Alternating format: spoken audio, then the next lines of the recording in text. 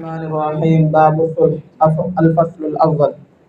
عن المسور بن مخرمة رضي الله عنه ومروان بن الحكم قال خرج النبي صلى الله عليه وسلم عام الحديبية في 19 من أصحابه، فلما أتى الحليفة قلد الهدي وشعر وأحرم منها بعمرة وسار حتى إذا كان بالثنية التي يهبط عليهم منها بركت به راحلته، فقال الناس هل خلأت القصوى.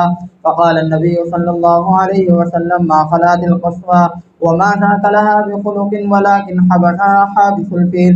ثم قال والذي نفسي بيده لا يسألوني خطة يعظمون فيها حرمات الله إلا أعطيتهم إياها. ثم شجرها فوسبت فعدل عنهم حتى نزل بأقصى الحديبية على سمد قليل الماء يتبرزه الناس تبرزا، فلم يلبسه الناس حتى نزحوا. وشكي إلى رسول الله صلى الله عليه وسلم العطش فانتزع سهما من كنانته ثم أمرهم أن يجعلوه فيه، فوالله ما زال يجيش لهم بالرجل حتى صدروا عنه. فبينهم كذلك جاء بديل بن ورقاء خزاعي في نفر من خزاعة، ثم أتاه عروة بن مسعود وساق الحديث إلى أن قال إذا جاء سهيل بن عمرو فقال النبي صلى الله عليه وسلم اكتب هذا ما قاس عليه محمد رسول الله صلى الله عليه وسلم. فقال سهيل لو كنا نعلم أنك رسول الله صلى الله عليه وسلم ما صددناك عن البيت ولا قاتلناك، ولكن اكتب محمد بن عبد الله. فقال النبي صلى الله عليه وسلم والله إني لرسول الله وإن كسبتموني اكتب محمد بن عبد الله. فقال سهيل وعلى ألا يأتيك منا رجل وإن كان على دينك إلا رددته علينا.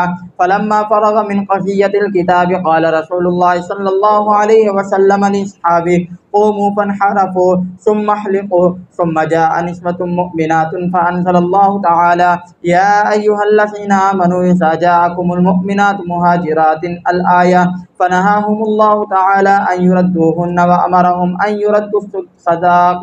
ثم رجع إلى المدينة فجاءه أبو بشير رجل من قريش وهو مسلم، فأرسلوا في طلبه رجلين فدفعه إلى الرجلين فخرجا به حتى إذا بلغا الحليفة نزلوا يأكلون من تمر لهم. فقال أبو بشير لأحد الرجلين والله إني لأرى سيفك هذا يا فلان جيدا، أرني أنظر إليه. فأمكنه منه فشربه حتى برد، وفر الآخر حتى أتى المدينة فدخل المسجد يعدو. فقال النبي صلى الله عليه وسلم لقد رأى هذا سعرا، فقال قتل والله صاحبي وإني لمقتول. فجاء أبو بشير فقال النبي صلى الله عليه وسلم ويل أمي مسعر حرب لو كان له أحد. فلما سمع ذلك عرف أنه سيرده إليهم فخرج حتى أتى سيف البحر. قال وانفلت أبو جندل بن سهيل فلحق بأبي بشير، فجعل لا يخرج من قريش رجل قد أسلم إلا لحق بأبي بشير حتى اجتمعت منهم عصابة، فوالله ما يسمعون بعير خرجت لقريش إلى الشام إلا عد رسولها فقتلوهم وأخذوا أموالهم. فأرسلت قريش إلى النبي صلى الله عليه وسلم تناشده الله والرحمة لما أرسل إليهم، فمن أتاه فهو آمن. فأرسل النبي صلى الله عليه وسلم إليهم. رواه البخاري. وعن البراء بن عازب رضي الله عنهما قال صالح النبي صلى الله عليه وسلم المشركين يوم الحديبية على 3 أشياء: على من أتاه من المشركين رده إليهم، ومن أتاهم من المسلمين لم يردوه، وعلى أن يدخلها من قابل ويقيم بها 3 أيام ولا يدخلها إلا بجلبان السلاح والسيف والقوس ونحوه.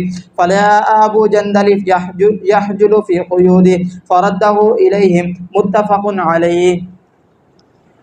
وعن أنس رضي الله عنه أن قريشا صالحوا النبي صلى الله عليه وسلم فاشترطوا على النبي صلى الله عليه وسلم أن من جاءنا منكم لم نرده عليكم، ومن جاءنا منا رددتموه علينا. فقالوا يا رسول الله صلى الله عليه وسلم أتكتب هذا؟ قال نعم إنه من ذهب منا إليهم فأبعده الله ومن جاءنا منهم سيجعل الله له فرجا ومخرجا. رواه مسلم. وعن عائشة رضي الله عنها قالت في بيعة النساء إن رسول الله صلى الله عليه وسلم كان يمتحنهن بهذه الآية يا أيها النبي إذا جاءك المؤمنات يبايعنك فمن أقرت بهذا الشرط فمنهن قال لها قد بايعتك كلاما يكلمها به والله ما مست يده يد امرأة قط في المبايعة. متفق عليه. الفصل الثاني. عن المسور رضي الله عنه ومروان أنهم اصطلحوا على وضع الحرب 10 سنين يأمن فيه الناس على أن بيننا عيبة مكفوفة وأنه لا إسلال ولا إغلال. رواه أبو داود. وعن صفوان بن سليم عن عدة من أبناء أصحاب رسول الله صلى الله عليه وسلم عن آبائهم عن رسول الله صلى الله عليه وسلم قال ألا من ظلم معاهدا أو انتقصه أو كلفه فوق طاقته أو أخذ منه شيئا بغير طيب نفس فأنا حجيجه يوم القيامة. رواه أبو داود. وعن أميمة بنت رقيقة رضي الله عنها قالت بايعت النبي صلى الله عليه وسلم في نسوة فقال لنا فيما استطعتن وأتقتن قلت الله ورسوله أرحم بنا منا بأنفسنا. قلت يا رسول الله بايعنا تعني صافحنا. قال إنما قولي ل100 امرأة كقولي لامرأة واحدة. رواه.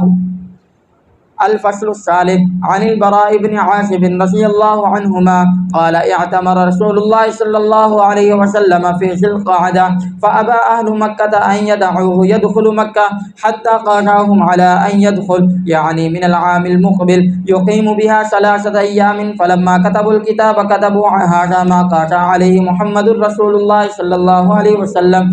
قالوا لا نقر بها فلو نعلم أنك رسول الله ما منعناك ولكن أنت محمد بن عبد الله. فقال أنا رسول الله وأنا محمد بن عبد الله. ثم قال لعلي بن أبي طالب رضي الله عنه أمح رسول الله. قال لا والله لا أمحك أبدا. فأخذ رسول الله صلى الله عليه وسلم وليس يحسن يكتب فكتب هذا ما خرج عليه محمد بن عبد الله لا يدخل مكة بالسلاح إلا السيف في القراب وأن لا يخرج من آلها بأحد إن أراد أن يتبعه وأن لا يمنع من أصحابه أحدا وإن أراد أن يقيم بها. فلما دخلها ومضى الأجل أتوا عليا فقالوا قل لصاحبك أخرج عنا قد مضى الأجل. فخرج النبي صلى الله عليه وسلم. متفق عليه.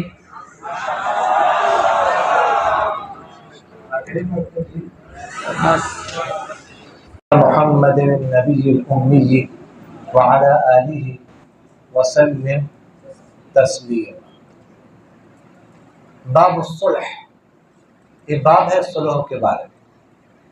صلح یا مصالحت کا مطلب ہوتا ہے کہ نفرت کو ختم کرنا، محبت کو پیدا کرنا.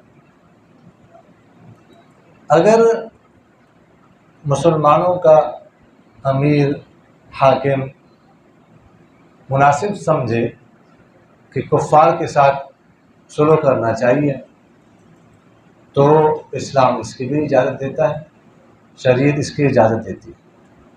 لیکن اس میں اس بات کا خیال رکھا جائے کہ مسلمانوں کا جو غلبہ ہے، جو شان و شوکت ہے، وہ باقی رہے. ایسی صلح جس میں مسلمانوں کی شان و شوکت یا مسلمانوں کا غلبہ یا مسلمانوں کی عزت مجروح ہوتی ہو تو وہ ایسی صلح نہ کیجیے. سمجھ آ رہی کہ نہیں آ رہی؟ اور ذرا دیکھ لیجیے، مسور بن مخرمہ اور مروان بن الحکم دونوں فرماتے ہیں کہ میرے نا جس سر پہ بوجھ ہے، جلسہ ہے، اس لیے جتنا بول رہا ہوں اس کو بھی غنیمت سمجھ لیں. آپ صلی اللہ علیہ وسلم نکلے حدیبیہ والے سال 1000 کچھ 100 صحابہ. جب آپ صلی اللہ علیہ وسلم ذوالحلیفہ کے پاس آئے تو اپنے جو قربانی کا اونٹ تھا، جانور تھا، اس کو قلادہ پہنایا اور اس کا اشعار کیا اور احرام باندھا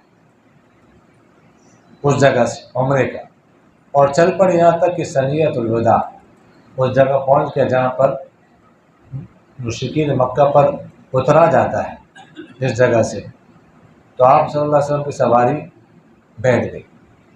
تو آپ صلی اللہ علیہ وسلم لوگوں نے کہا حل حل، چل چل، حل حل، یعنی جانور کو اٹھانے کے لیے لفظ بولا جاتا ہے. قصوہ اڑ گئی، قصوہ اڑ، قصوہ سے اونٹنے کا نام تھا، اونٹیں اڑ گئی. آپ صلی اللہ علیہ وسلم نے فرمایا کہ قصوہ نہیں اڑی، اور نہ اس کا یہ، نہ اس کی عادت ہے، نہ اس کے ایسا کرتی ہے، لیکن اس کو روکا ہے ہاتھیوں کو روکنے والے نے. پھر فرمایا اس ذات کی قسم جس کے قبضے میں میری جان ہے، نہیں وہ سوال کریں گے مجھ سے کسی بھی خصلت کا، کسی بھی بات کا جس میں وہ تعظیم کرتے ہو اللہ تعالیٰ کی حرمات کی، مگر میں ان کو دوں گا وہ بات. ٹھیک ہے.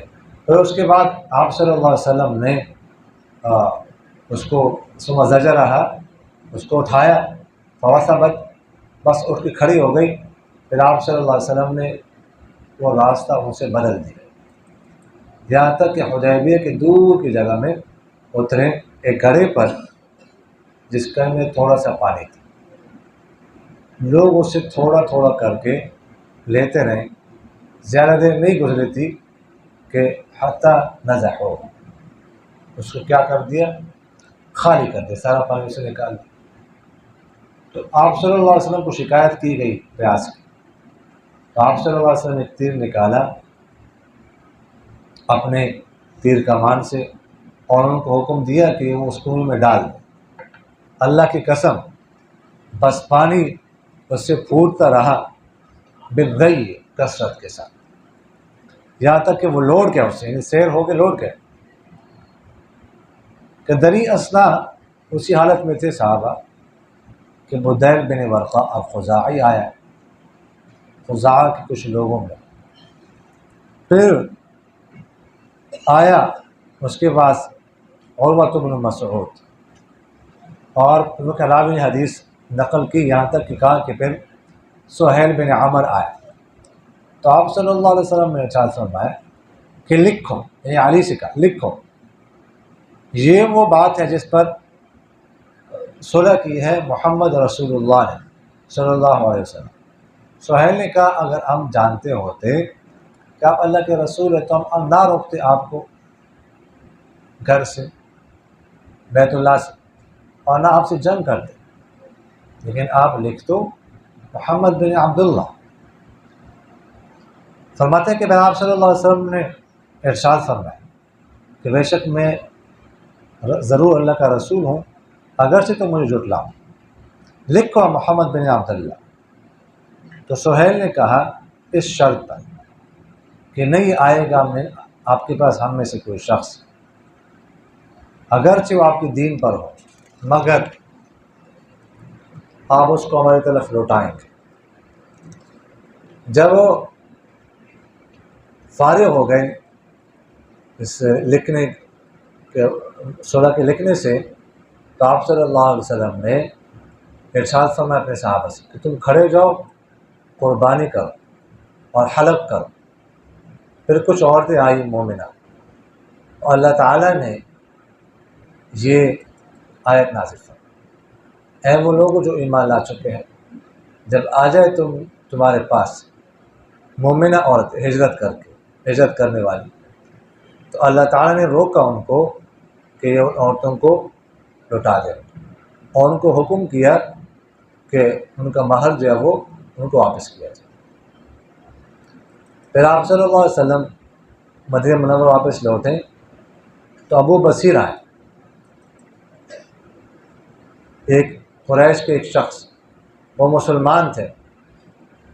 تو قریش نے ان کے طلب کرنے میں 2 بندے بھیجے، تو آپ صلی اللہ علیہ وسلم نے 2 بندوں کے حوالے کرتے ابو بصیر، وہ دونوں نکلے اس کے ساتھ، ان کو نکالا، یہاں تک کہ جب وہ دونوں پہنچے ذوالحلیفہ جگہ پر تو وہاں اترے.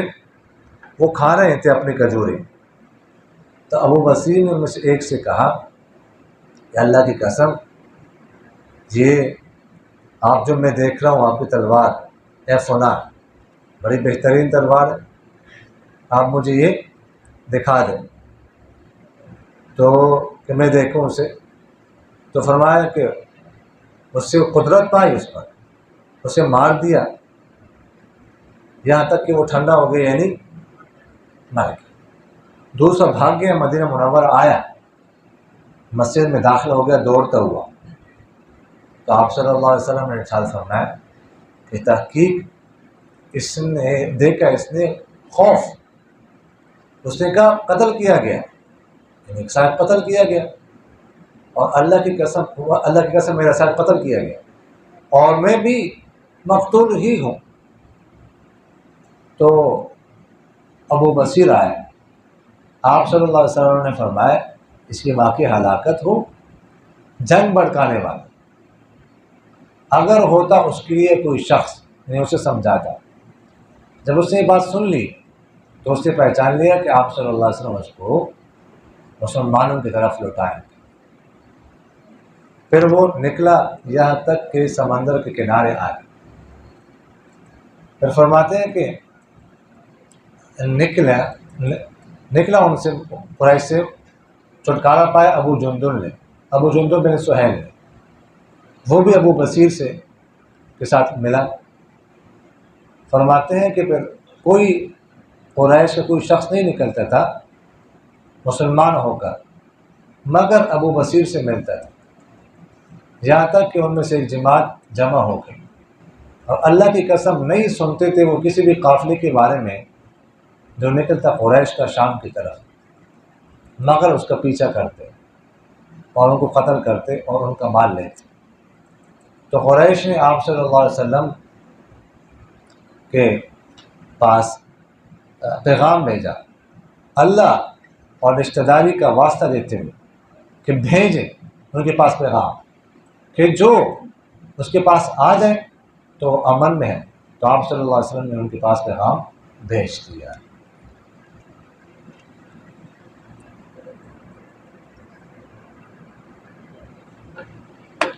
اس میں ذکر ہے صلح حدیبیہ کا، 6 ہجری کا واقعہ ہے۔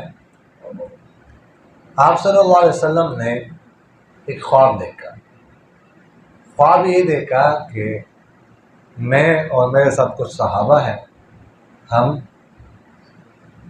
عمرہ کر رہے ہیں، بیت اللہ کا طواف کر رہے ہیں۔ صبح جب ہو گئی تو انہوں نے آپ صلی اللہ علیہ وسلم نے صحابہ سے عرض کیا، تو 6 سال ہو چکے تھے بیت اللہ کو دیکھے ہوئے، تو چاہت بڑھ گئی کہ جانا ہے، ہم نے خواب بھی دیکھ لیا، اور ظاہر ہے کہ نبی کا خواب کیا ہوتا ہے، وہی ہوتا ہے اور جد ہوتا ہے۔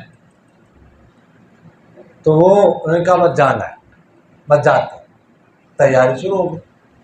خواب میں یہ تو تھا کہ طواف کر رہے، لیکن یہ تو نہیں تھا کہ کب کر رہے، یہ تو وضاحت نہیں تھی۔ تو خیر وہ نکل پڑے وہاں سے، 1400 یا 1500 صحابہ ذوالحلیفہ کے پاس آئے۔ یہاں پر آپ صلی اللہ علیہ وسلم نے صحابہ نے عمرے کا احرام باندھا۔ ذوالحلیفہ اب تو تقریباً مدینہ منورہ کے اندر آ گیا، پہلے جگہ باہر تھی، اب وہاں پر بڑی مسجد، شاندار مسجد بنی ہوئی ہے، مسجد ذوالحلیفہ کے نام سے۔ یہاں پر مدینہ منورہ سے روزانہ ہزاروں کی تعداد میں لوگ جاتے ہیں مکہ مکرمہ، روزانہ آتے جاتے ہیں، مکہ مکرمہ سے مدینہ منورہ آ رہے ہیں، مدینہ منورہ سے مکہ مکرمہ جا رہے ہیں، روزانہ کا معمول ہے، ہزاروں کی تعداد میں ادھر سارے جاتے ہیں، ادھر احرام باندھتے ہیں۔ یہ مدینہ منورہ کی میقات ہے، اور لاتعداد واش رومز ہیں وہاں، غسل خانے ہیں وہاں پر کہ وہ احرام باندھتے ہیں سارے نا۔ وہ بڑی مسجد ہے، شاندار مسجد۔ تو خیر احرام باندھ کے یہاں پر نکلے مکہ مکرمہ کی طرف۔ تو جب ان کو پتہ چلا وہاں پر جا کے راستے میں، تو انہوں نے یہ کہا کہ نہیں جانے دیں گے، داخل نہیں ہونے دینا، مشرکین مکہ نے کہا۔ تو آپ صلی اللہ علیہ وسلم نے حدیبیہ کے مقام پر قیام فرمایا۔ حدیبیہ کے مقام پر قیام فرماتے ہیں وہاں پر جہاں پر جو ہے نا وہ پانی بھی کم تھا۔ خیر لوگ تھوڑا سا ایک گھڑا سا تھا، اس میں تھوڑا سا پانی تھا، لوگ نکالنے کے ختم ہو گئے۔ پھر آپ صلی اللہ علیہ وسلم نے کہا کہ پانی نہیں ہے، پیاس لگ گئی، تو آپ صلی اللہ علیہ وسلم نے تیر مبارک دیا، کنویں میں ڈالا، پانی کثیر مقدار میں پانی نکلنے لگا۔ یہ آپ صلی اللہ علیہ وسلم کا معجزہ تھا۔ اچھا اب نہیں جو ہے نا وہ داخل ہونے دینا، مشرکین مکہ نے کہا۔ مسلمان نے یہاں پر پڑاؤ ڈالا تو مذاکرات شروع ہو گئے۔ پہلے ان کی طرف سے ایک نمائندہ ان کا آیا، بدیل بن ورقہ۔ مذاکرات ہوئی، خیر تفصیل سیری کتابوں میں لکھی ہوئی ہے، مذاکرات کامیاب نہیں ہوئے۔ پھر جو ہے عروہ بن مسعود آیا، مذاکرات چلتے رہے لیکن مذاکرات کامیاب نہیں ہوئے۔ پھر اس کے بعد آیا سہیل بن عمر۔ جب آپ صلی اللہ علیہ وسلم نے سہیل کو دیکھا تو نیک فال نکالی۔ سہیل سہل سے ہے نا آسانی، تو فرمایا معاملہ آسان ہو گیا، سہیل آ گیا۔ فرمایا لکل اسم اثر یظہر فی المسمى، ہر نام کا ایک اثر ہوتا ہے جو مسمى میں ظاہر ہوتا ہے۔ سمجھ آ گئی کہ نہیں ہے؟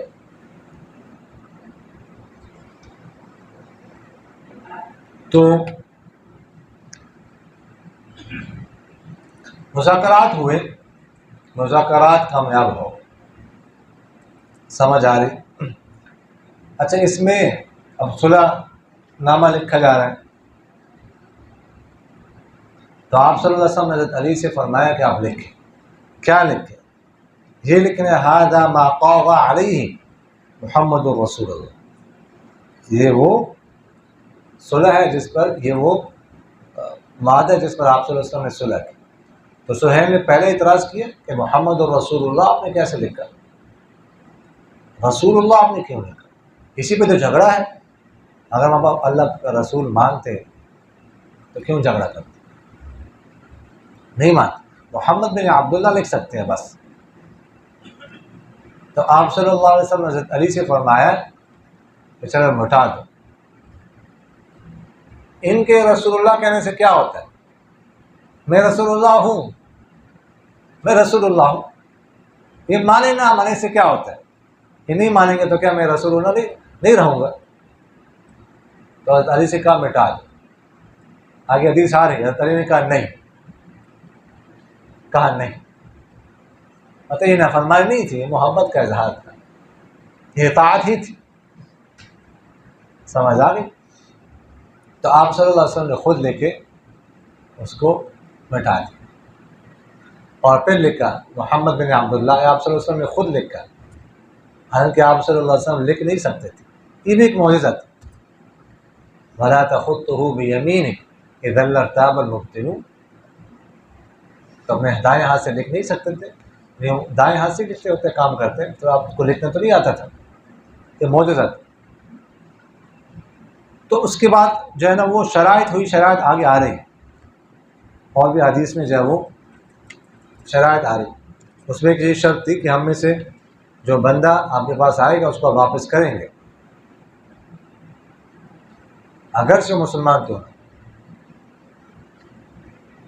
اور آپ کا بندہ ہمارے پاس آ جائے واپس نہیں کرے۔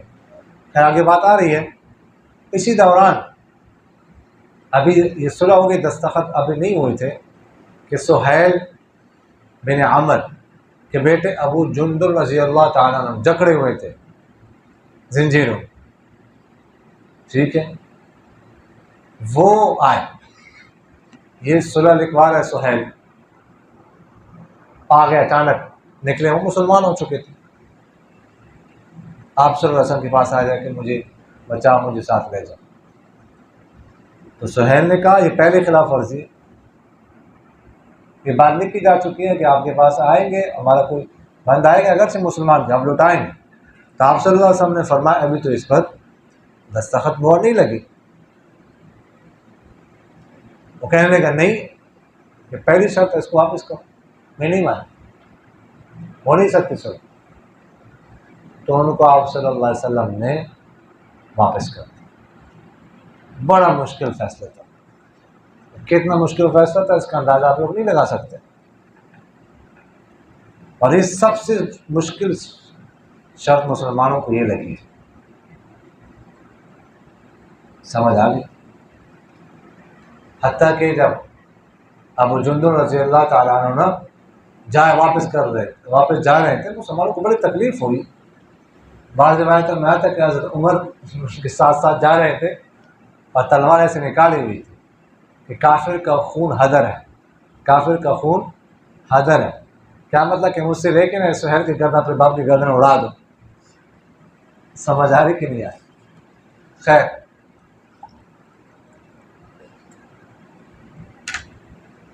اس کے بعد آپ صلی اللہ علیہ وسلم نے صحابہ سے کہا کھڑے ہو جاؤ، قربانی کرو. یہاں پہ تفصیل نہیں ہے، لیکن صحابہ بہت زیادہ اس فیصلے سے نا رنجیدہ ہو گئے، بہت زیادہ دکھ ہوا. کہاں قربانی کرو، حلق کرو، کوئی اٹھی نا. آپ صلی اللہ علیہ وسلم خیمے میں گئے، حضرت ام سلمہ رضی اللہ عنہ ساتھ تھی، بہت زیادہ غصے میں تھے. یہ کیا ہوا ہے؟ تو ام سلمہ رضی اللہ عنہ بہت سمجھدار تھی. انہوں نے مشورہ دیا رسول اللہ آپ جا کے خود باہر جا کے نا قربانی کرے، حلق کرے، آپ کو دے کر یہ بھی کر لیں. تو آپ صلی اللہ علیہ وسلم نے ایسا کیا تو انہوں نے صحابہ نے بھی ایسا کر دیا. اچھا، اس کے بعد کچھ عورتیں آئیں. اتفاق سے بات یہ کہ عورتوں میں صلح میں عورتوں کا ذکر نہیں تھا. رجل کا تھا، کوئی شخص آئے نا. عموماً ایسے الفاظ لکھے جاتے ہیں نا، لیکن امرأۃ النساء کا لفظ تھا نہیں. عورتیں آگے مسلمان ہو کر انہوں نے مطالبہ کہ لوٹا دو. تو آپ صلی اللہ علیہ وسلم نے کہا اس کے تو عورت کا ذکر نہیں، لفظ ہی نہیں. اور اللہ تعالیٰ نے فوراً یہ آیت نازل فرمائی اب ان کو لوٹانا نہیں واپس. ہاں فرمایا کہ ان کا مال ان کے شوہروں کو دے دو، بس اب ان کا نکاح ختم، اب ان کو نہیں لوٹانا. لے آپ صلی اللہ علیہ وسلم مدینہ منورہ پہنچے. ابو بصیر رضی اللہ تعالیٰ قریشی تھے، مسلمان ہو چکے تھے، وہ بھی مدینہ منورہ آ گئے. تو قریش نے صلح کے مطابق پیغام 2 بندے بھیجے واپس کر دو. تو آپ صلی اللہ علیہ وسلم نے اس کے مطابق ان کے حوالے کر دیے. شرط ہے پسداری ضروری. خیر، وہ 2 بندوں کے ساتھ نکلے، ذوالحلیفہ پہنچے تو تینوں بیٹھے ہوئے تھے، کھجور کھا رہے تھے. ابو بصیر رضی اللہ تعالیٰ نے، ان کے پاس تو اسلحہ تھا نہیں، ان کے پاس لے لیا تھا. ایک سے کہنے لگے بڑی زبردست تلوار ہے، بڑی چمک رہی ہے آپ کی تلوار یار، کیا کہیں، کیا بات. ہاں میں نے کہا بڑی زبردست ہے. کہا دکھاؤ ذرا مجھے. دیکھیں ہاں بڑی زبردست. تو کڑکا دیا اس کو، سمجھ آ کے مار دیا. دوسرا بھاگ گیا، مدینہ منورہ پہنچا دوسرا فوراً واپس. تو تھوڑی دیر بعد اچھا وہ بھاگتا ہوا، گھبرائے ہوا. تو آپ صلی اللہ علیہ وسلم نے فرمایا لگتا ہے اس نے کوئی خوف دیکھا ہے. تو اس نے کہا جی میرا ساتھی قتل ہو گیا، میں بھی گویا کہ مقتول ہی ہوں، یعنی میں تو بھاگ کے آ گیا ہوں لیکن خوف اتنا زیادہ ہے، اگر میں ادھر ہوتا تو میں بھی قتل کیا جاتا. تو تھوڑی دیر بعد ابو بصیر رضی اللہ تعالیٰ عنہ تشریف لے آئے. تو آپ صلی اللہ علیہ وسلم نے فرمایا کہ کوئی شخص اس کے لیے ہوتا ہے، اس کو سمجھائے یہ کیا کر رہا ہے، یہ ٹھیک بات نہیں ہے، یہ تو جنگ بھڑکا رہا ہے، ہماری صلح ہو چکی ہے. جب ابو بصیر رضی اللہ تعالیٰ نے یہ بات سنی نا تو ان کو اندازہ ہو گیا کہ اب پھر مجھے ان کے حوالے کریں گے تو بہتر یہ ہے کہ یہاں سے نکل جاؤ. نکلے وہاں سے، نکلے ساحل سمندر کے پاس پہنچ کر ادھر پڑاؤ ڈالے، رہنا شروع کر دیا ادھر۔ ابو جندل رضی اللہ تعالیٰ عنہ بھی وہاں سے کسی طرح سے چھٹکارا پا کر وہ بھی ان کے پاس پہنچ گئے۔ یہاں تو نہیں جا سکتے تھے مدینہ منورہ میں، صلح کی خلاف ورزی ہے۔ اب جو بھی مسلمان ہوتا وہ ادھر پہنچتا، 70 بندے وہاں پہ پہنچ گئے، ایک قبیلہ بن گئے۔ سمجھ آ گئی کہ نہیں آئی؟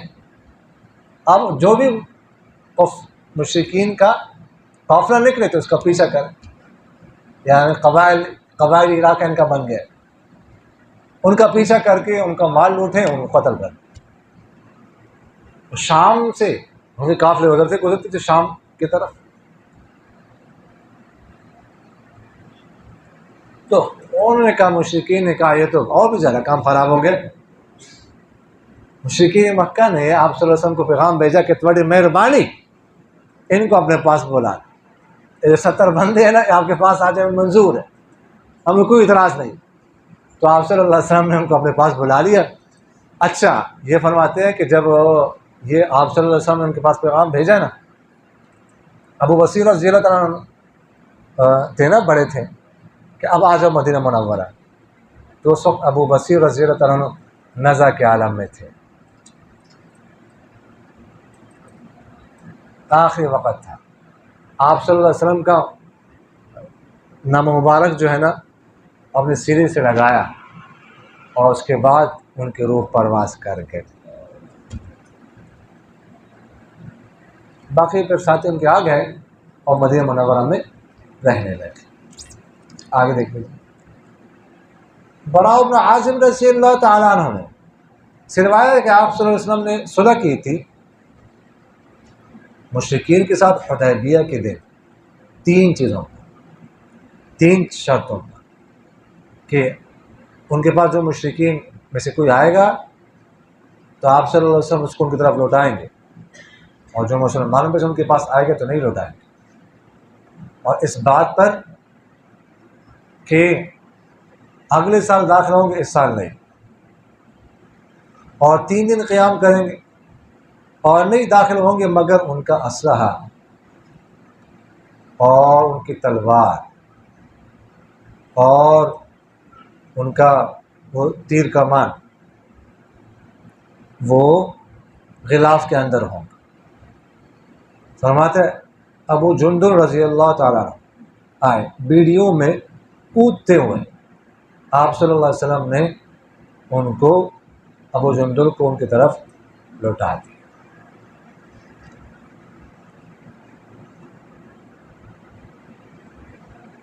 شرائط کا ذکر تھا، ایک شرط یہ تھی کہ جو ہمارا بندہ ہے، پچھلے حدیث میں بھی ہے، تمہارے پاس آئے گا اگرچہ مسلمانوں کو تم لوٹاؤ، تمہارا بندہ ہمارے پاس آئے گا ہم نہیں لوٹائیں گے۔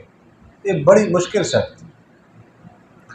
اسی پر تو حضرت عمر رضی اللہ تعالیٰ عنہ جو ہے نا، پہلے آپ صلی اللہ علیہ وسلم کے پاس جاتے ہیں تو کہتے ہیں کہ یا رسول اللہ کیا وہ جھوٹ پر نہیں ہے؟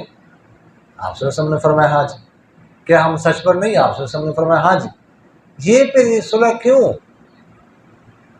آپ صلی اللہ علیہ وسلم نے فرمایا اللہ تعالیٰ انشاءاللہ ہمیں فتح دلائیں گے، ہمارے لیے راستہ کھولیں گے، ہمیں غلبہ دیں گے۔ پھر ابو بکر صدیق کے پاس جاتے یہ سوال کرتے ہیں، وہ بھی یہی جواب دیتے ہیں۔ تو ایک شرط یہ تھی۔ دوسری شرط یہ تھی کہ اس سال نہیں جا سکتے، اگلے سال آؤ۔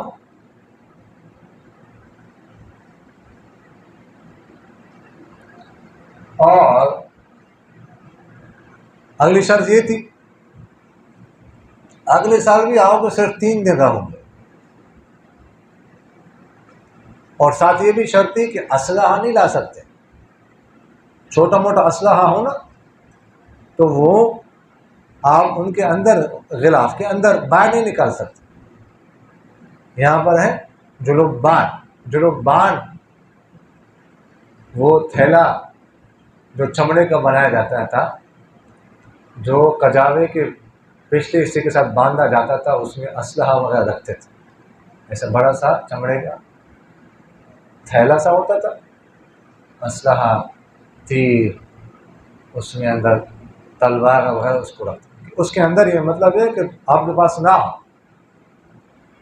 اور ساتھ یہ بھی شرط تھی کہ یہ جو آس پاس کے قبائل ہیں نا، وہ جس کے ساتھ آپ کے ساتھ ملنا چاہے آپ کے ساتھ ہو جائے، ہمارے ساتھ ملنا چاہے ہمارے ساتھ ہو جائے. اور ایک شرط یہ تھی کہ 10 سال کے لیے صلح ہوگی. سمجھ آ گئی. اور ایک شرط یہ تھی کہ کوئی کسی قسم کی اس میں غداری عاشقی نہیں کرے. تو بنو بکر قبیلہ تھا، وہ مشرکین کے ساتھ ہو گیا، اور بنو خزاعہ مسلمانوں کے ساتھ ہو گیا. سمجھ آ گئی. 10 سال. اچھا، اس سے علماء نے یہ لکھا ہے کہ 10 سال سے زیادہ آپ صلح کر ہی نہیں سکتے. اس زیادہ سے 10 سال کی صلح. آج شکنی انہوں نے خود کی 2 سال بعد.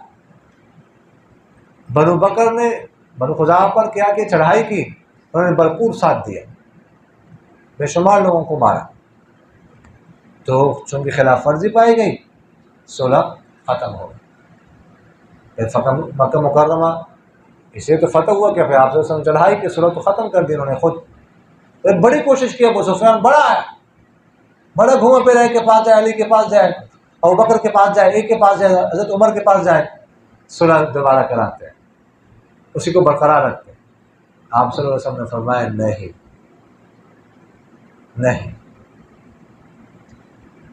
پھر جاتے ہوئے گا میں ہم صلح پر، جب اس کو مایوس ہو گیا نا، کچھ بھی جواب نہیں ملا، تو جاتے ہوئے وہ کہتا گیا بس ہم اسی صلح پر برقرار ہیں. چلا گیا، نکل گیا. صلح اس طرح تھوڑی ہوتی ہے، ہم اس صلح پر برقرار ہیں.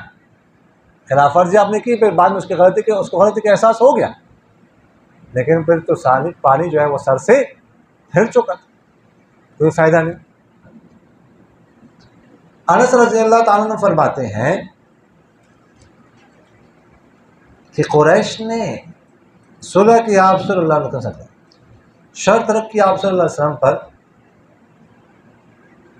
کہ ہم میں سے، کہ ہمارے پاس جو آئے تم میں سے تو ہم نہیں لوٹائیں گے تمہاری طرف، اور جو تمہارے پاس ہم میں سے ہے تم لوٹاؤ گے ہم پر. تو نے کہا اللہ کے رسول، اللہ کے سامنے کہا اللہ کے رسول آپ یہ لکھ رہے ہیں؟ آپ صلی اللہ علیہ وسلم، ہاں جی. آپ صلی اللہ علیہ وسلم نے فرمایا کہ جو ہم میں سے ان کی طرف جائے اللہ اس کو دور کر دے یعنی اپنی رحمت سے، اور جو ہمارے پاس ان میں سے آئے تو اللہ تعالیٰ اس کے لیے کشادگی اور راستہ نکالے گا، بنائے گا. یہ صحابہ نے کہا رسول اللہ یہ کیسے شرط ہیں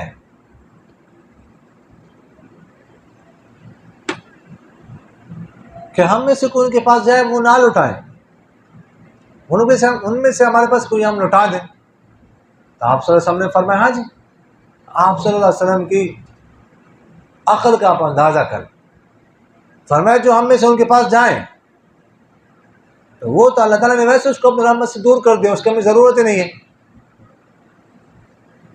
مرتد ہو کے جائیں تو ہمیں اس کی ضرورت ہی نہیں، اور جو ہمارے پاس ان میں سے آئے ہم لوٹا دیں، انشاءاللہ اللہ تعالیٰ اس کے راستہ نکالیں گے، اللہ تعالیٰ مدد فرمائیں گے انشاءاللہ. اللہ تعالیٰ اس کو ایسا نہیں چھوڑیں گے. تو دیکھ لیا ابو جندل رضی اللہ تعالیٰ عنہ کو بھی چھٹکارا، وہ بھی نکلے. سمجھ کتنا مشکل تھا ان کا نکلنا. ابو بصیر رضی اللہ عنہ نکلے، سارے نکلتے گئے کہ نہیں گئے. یہ شرط ان کے خلاف پڑ گئی. اللہ تعالیٰ کرنے والا ہے. یہ شرط ان کے خلاف پڑی، انہوں نے خود کہا کہ آپ کے مہربانی اس شرط کو نکال دو، ان کو اپنی طرف بلا دیں. یہ تو اللہ تعالیٰ نے جو ہے نا کس طرح پڑھنا بھاری کرنا ہے اللہ کرتا ہے. سمجھ آگے کہ نہیں؟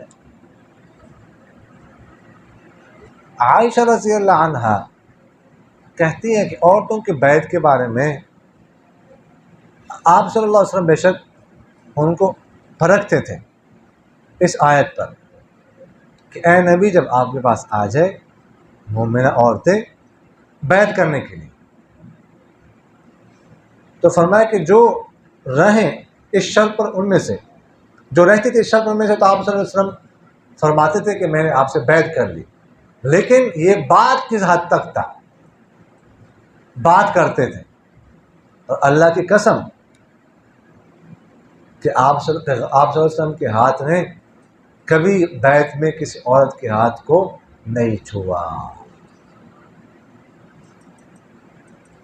یعنی اس آیت میں یا ایھا النبی اذا جاءک المؤمنات یبایعنک علی ان لا یشرکن باللہ شیئا ولا یسرقن ولا یزنین ولا یقتلن اولادهن ولا یأتین ببہتان یفترینہ بین ایدیہن وارجلہن ولا یعصینک فی معروف فبایعہن. تو یہ بیعت کرتے ہوتے تھے. لیکن آپ صلی اللہ علیہ وسلم زبانی کلام ہی کرتے تھے جیسے کرتے ہیں نا آج کل ہاتھ پہ ہاتھ رکھ کے مردوں کے ساتھ کرتے تھے, اس طرح نہیں. تو اس لیے آج کل بھی عورتوں کے ہاتھ پر ہاتھ رکھ کر بیعت نہیں. ویسے بھی عورتوں کو بیعت کرانے سے بچنا چاہیے. سمجھ آ گئی کہ نہیں آئی؟ تو بجائے عورت کو ولایت دینے کے اپنی ولایت چلی جاتی ہے. سمجھ آ گئی؟ بڑا سے بڑا کیوں نہ, بڑا سے بڑا بزرگ کیوں نہ, اگر عورتوں کو بیعت کرائیں, عورتوں کے ساتھ بیٹھیں, ان کو کہ نصیحت کرنی ہے میں نے, سمجھ آگے کہ نہیں, ان کی اصلاح کرنی ہے. تو یہ تو ان کی اصلاح نہیں کر سکیں گے لیکن وہ اس کی اصلاح کر لیں گی. سمجھ آگے کہ نہیں ہے؟ اس لیے ایسے بس بڑے سے بڑے پیر کیوں نہ بن سکتے ہیں. مصر اور مرمان دونوں کہتے ہیں کہ آپ مشرکین نے صلح کی تھی جنگ ختم کرنے پر 10 سال کے لیے. فرمایا ان میں سے 10 سال میں لوگ امن میں ہوں گے اور اس بات پر کہ ہمارے پرس جو ہے نا وہ بندھے ہوئے ہوں گے, اور اس بات پر کہ کوئی چوری نہیں ہوگی اور کوئی خیانت نہیں ہوگی. 10 سال کے لیے صلح بات ہو گئی. الا ان بیننا عیبا, عیبا کا ترجمہ میں نے آپ کو کیا. آج کل کے زمانے میں پرس نہیں ہوتا, پرس عورتوں کا پرس جو ہوتا ہے اس طرح کا پرس دیکھو نا عورتوں کا, اس زمانے میں اس طرح چمڑے کا بنا ہوتا تھا. یہ بہترین ترجمہ جو میرے ذہن میں آیا وہ یہی ہے پرس کا نا. میں نے اس کو نیٹ سے سرچ کیا, میں نے کہا عائبہ کیا ترجمہ ہے, تو وہ پرانے زمانے کے اور چمڑے کے پرس ہی جو ہے نا وہ سامنے آ گئے. وہی پرس کا ترجمہ فٹ بنتا ہے اس کا, کہ میں اس کا اپنا ترجمہ اس کا کر رہا ہوں. تو وہ چیز اس میں لکھا ہوا یہ بفچا صندوق چا, وہ چیز جس میں انسان اپنے جو ہے نا وہ راز کی چیزیں وغیرہ رکھتا ہے, تو اسی میں رکھے جاتے ہیں. تو وہ مراد لا اسلال ولا اغرا. اسلال یعنی کوئی سرقہ خفیہ طور پر نہیں اور کوئی خیانت نہیں.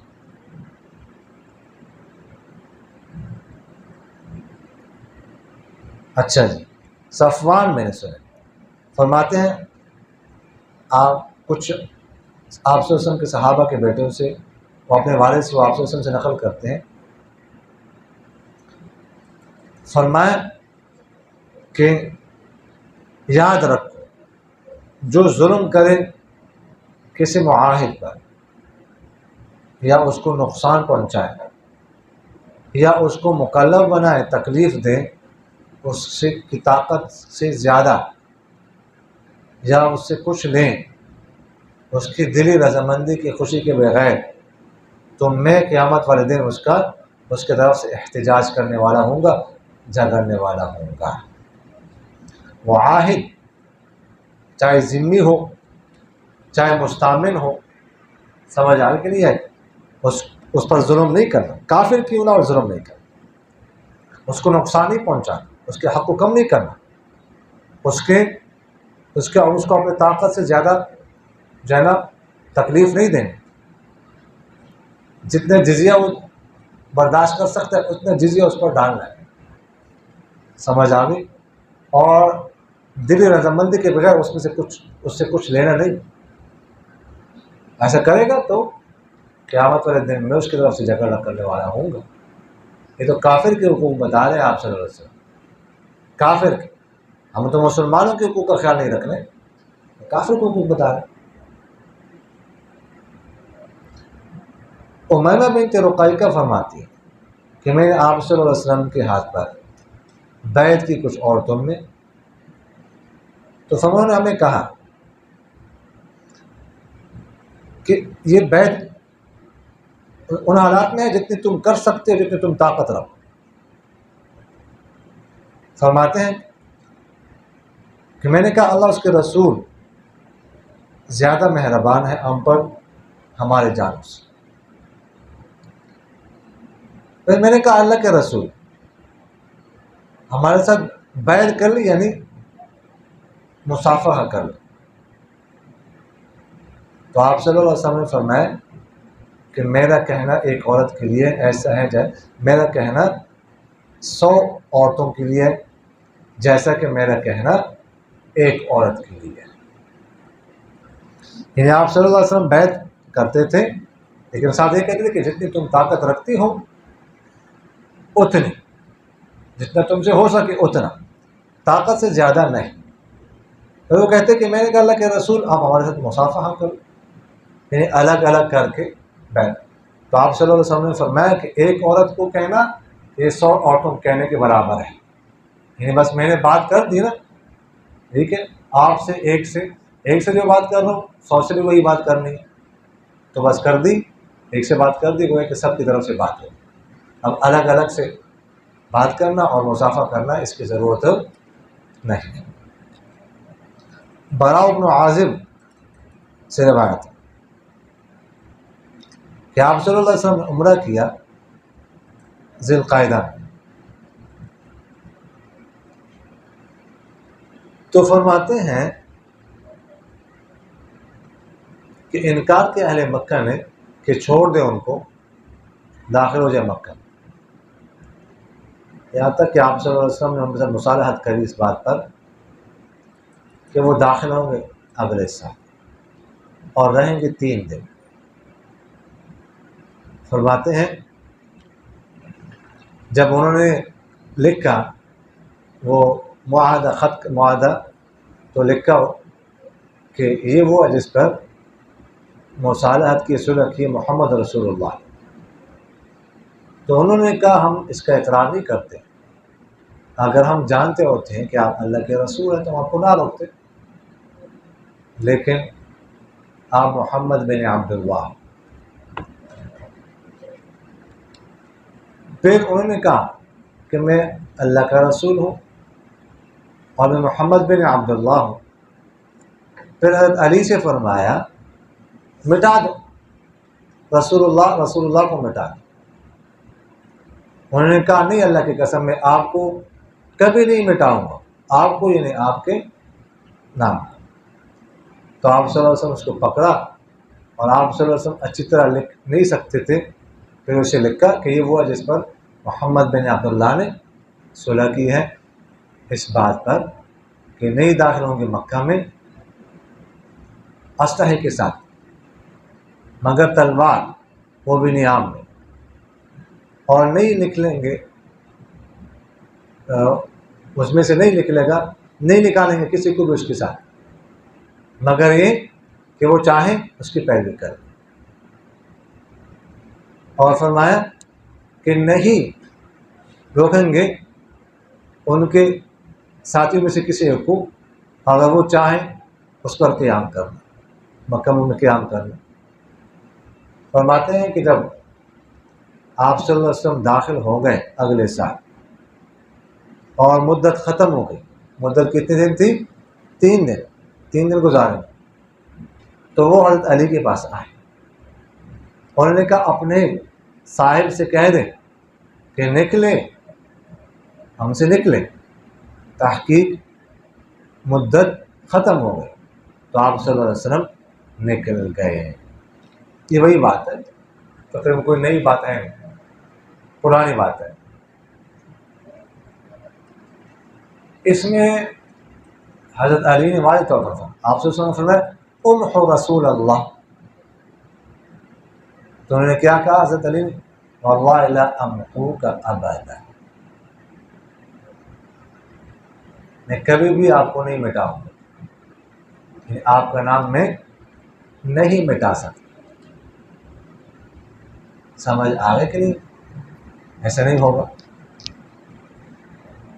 میں نے آپ کو بتایا کہ پھر آپ صلی اللہ علیہ وسلم نے مٹایا خود لکھ کر۔ اب شیعہ حضرات حدیث قرطاس پر تو اعتراض کرتے ہیں۔ حدیث قرطاس کو جانتے کہ نہیں جانتے؟ جی کیا ہے؟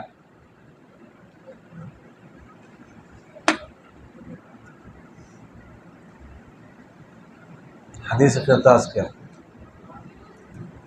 جی جی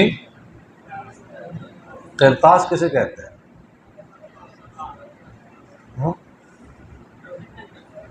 پیپر میں آتا ہے زین القرطاس، یہ کی بلا ہے زین القرطاس۔ قرطاس کسے کہتے ہیں؟ کاغذ کو۔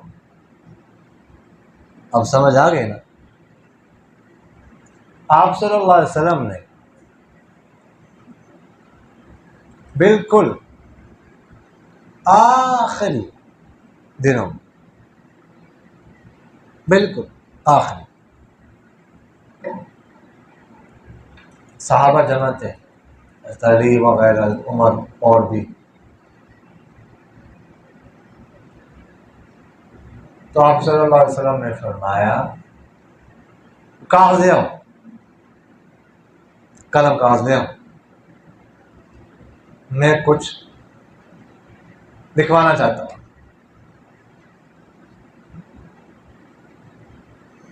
تو عمر رضی اللہ تعالیٰ نے فرمایا چھوڑ دو، کاغذ نہ لاؤ۔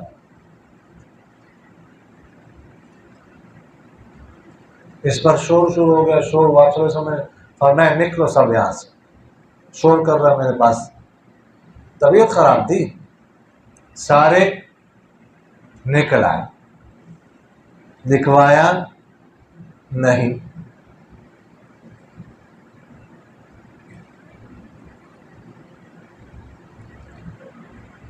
یہ شیعہ حضرات کہتے ہیں کہ دیکھو یہ حضرت عمر رکاوٹ بن گئے، وگرنہ تو آپ صلی اللہ علیہ وسلم نے حضرت علی کی خلافت کا لکھوانا تھا کہ میرے بعد خلیفہ کون ہوں گے؟ حضرت علی ہوں گے۔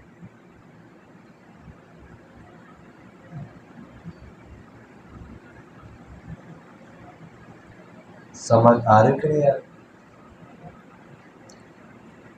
حضرت عمر رضی اللہ تعالیٰ کہنے کا مقصد یہ تھا کہ دیکھو آپ صلی اللہ علیہ وسلم کو زحمت نہیں دینے چاہیے، یہ اصل میں ہماری وجہ سے کہہ رہے ہیں کہ میں تمہیں کچھ لکھوانا چاہتا ہوں، اصل میں لکھوانا نہیں چاہتے لیکن ہماری وجہ سے کہہ رہے ہیں، تو ہمیں آپ صلی اللہ علیہ وسلم کو مشقت میں نہیں ڈالنا چاہیے۔ طبیعت ٹھیک نہیں ہے، طبیعت اجازت نہیں دے رہی، وہ کہہ رہے ہیں کہ نہیں، یہ حضرات کہتے ہیں کہ حضرت عمر نے رسول اللہ کے امر کی مخالفت کی، کہا مت لاؤ، اور اصل بات یہ تھی وہ لکھوانا چاہتے تھے۔ وہ ادھر کہتے ہیں، یہاں پر حضرت علی کیا کہہ رہے ہیں؟ واللہ لا امحوک ابدا۔ اگر ادھر کہتے ہیں نا، ہم تو دونوں جگہ نہیں کہتے، تو پھر ادھر کہنا پڑے گا۔ کیا ادھر کہتے تم، ادھر نہیں کہتے، کیونکہ حضرت علی نے کہا ہے۔ ہم تو ادھر بھی اعتراض نہیں کرتے، ادھر بھی نہیں کرتے۔ میں نے تو آپ سے عرض کیا کہ یہ تو عین اطاعت تھی حضرت علی کی طرف سے، یہ مخالفت نہیں تھی۔ سمجھ آ رہی کہ نہیں آ رہی؟ تو اگر تو ادھر ہے پھر ادھر بھی ہونا چاہیے اعتراض، ادھر نہیں ہے ادھر بھی نہیں ہونا چاہیے، دوہرا پالیسی تو نہیں ہونی چاہیے نا۔ تو سمجھ آ گئی کہ نہیں ہے؟ تو ہم کہتے ہیں دونوں جگہ پر ادھر بھی اطاعت تھی اور ادھر بھی حضرت عمر فاروق کی طرف سے کیا تھی؟ اطاعت۔ باقی اس میں یہ ہے کہ جب مدت ختم ہو گئی تو انہوں نے کہا یہاں سے نکل، حالانکہ آپ صلی اللہ علیہ وسلم نے کچھ مدت طلب بھی کی اگلے سال 3 دن کے لیے. انہوں نے کہا نہیں، معاہدہ ہو چکا، یہاں سے نکلو.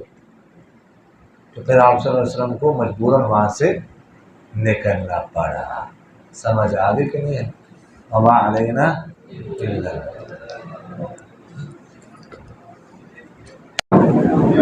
کہ آپ صلی اللہ علیہ وسلم امی تھے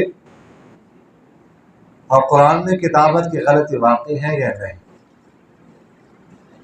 اور مفتی طارق مسعود صاحب دام برکاتہ وہاں سے تسامح ہوا ہے. دیکھیے گا امی تو اللہ تعالیٰ نے خود فرمایا ہے نا آپ صلی اللہ علیہ وسلم کو، لیکن امی سے مراد وہ لکھنا پڑھنا ہے. مطلب ہے تحریر لکھ نہیں سکتے، تحریر پڑھ نہیں سکتے تھے. ویسے امی تو نہیں تھے، یہ تو مطلب ہے کہ شکر تو سب سے بڑے دنیا کے سب سے بڑے عالم تھے. ان کے اللہ کے پاس سب سے زیادہ علم ان کے پاس تھا. اس حوالے سے تو امی نہیں تھے. امی کا مطلب کہ وہ لکھت پڑھت جو ہے وہ نہیں جانتے تھے. ایسے آج واضح روایت میں ابھی آئے، آپ لوگوں نے پڑھ لیا کہ آپ صلی اللہ علیہ وسلم اچھی طرح لکھ نہیں سکتے تھے. تو اس حوالے سے باقی یہ ہے کہ دیکھیے گا قرآن پاک میں کوئی کتابت کی غلطی نہیں ہے. دیکھیے گا میں آپ کو ایک بات عرض کروں، کوئی بھی زبان جب ہوتی ہے نا، زبان پہلے وجود میں آتی ہے، گرامر بعد میں. آپ کی صرف اور نحو کب وجود میں آئے؟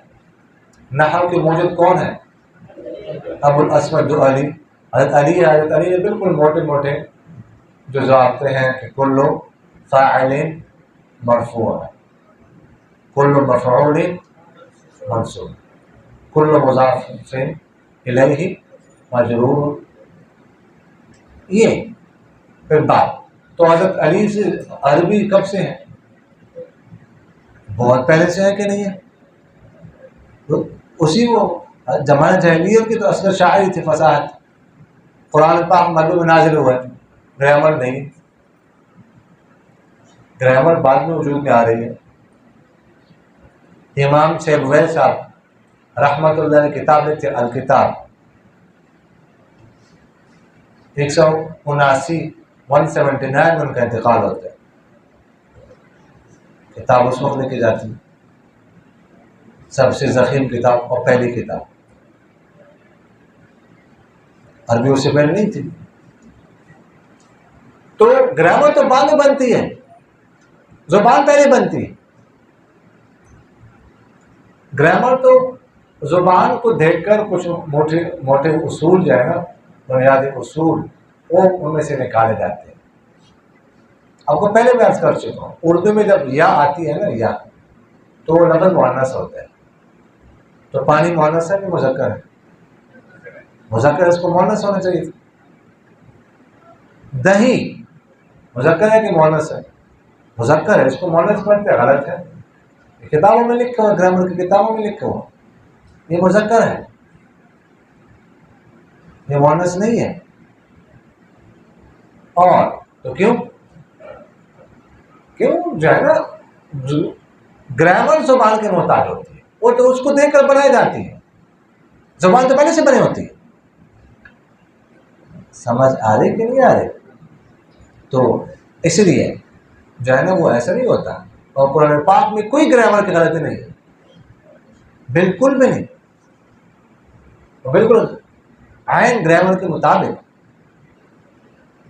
اور اس پر کتابیں لکھی جا چکی.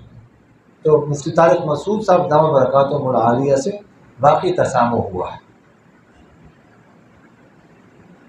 اور دوسرا جو وضاحتی بیان ان کا آیا تھا وہ بھی ناکافی تھا، وہ بھی کافی نہیں تھا. اور اب ان کا ایک بیان آیا، اس میں واضح طور پہ کہا، میں اپنے الفاظ دیتا ہوں واپس. لیکن ان کو یہ بھی کہنا چاہیے تھا کہ وہ ساتھ یہ بھی فرما دیتے کہ یہ جو میں نے بات کی تھی، یہ اپنے الفاظ واپس سے رجوع کرتا ہوں، یہ واضح صریح مجھ سے غلطی ہو گئی، تسامح ہوا تھا. ایسے کوئی غلطی قرآن پاک میں نہیں ہے، ساتھ اس کی وضاحت ان کو کر دینی چاہیے تھی۔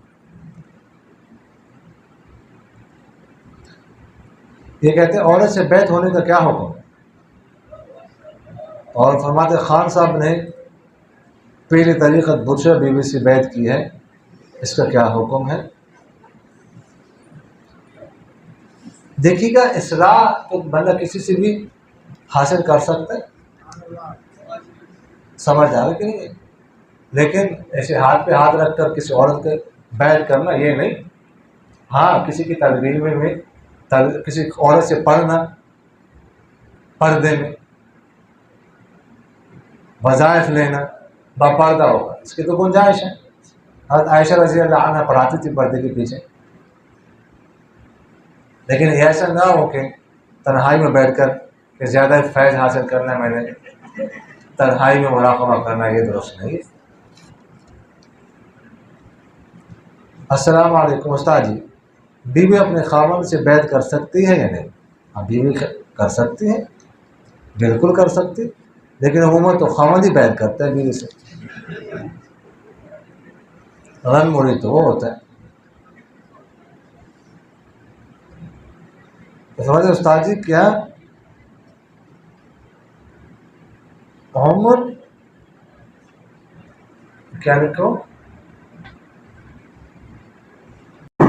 عمر سیریز دیکھی جا سکتی ہے جو صحابہ کی زندگی پر بنی ہے، اس کی تصدیق علامہ یوسف قرضاوی رحمہ اللہ نے کی ہے، اس میں واقعات سیریز کی بات کریں، مسلسل کی بات ہے، اس پر وہ مسلسل کہتے ہیں، انگلش میں سیریز کہتے ہیں نا، ڈاکومنٹری بھی کہتے ہیں انگلش میں، جو کسی کے حالات زندگی پر ویڈیو بنی ہوتی ہے نا، جی کہ جس میں حالات زندگی تو دیکھ سکتے ہیں، اس میں تو وہ ہے یعنی کوئی وہ نہیں ہے، بے پردہ کی نہیں ہے، تو وہ دیکھ سکتے ہیں اگر واقعی حالات جو ہے نا وہ اس میں صحیح حالات بیان کیے گئے ہیں، لیکن کوئی بے پردہ کی وغیرہ اس میں نہ ہو تو اس میں کوئی حرج کی بات نہیں۔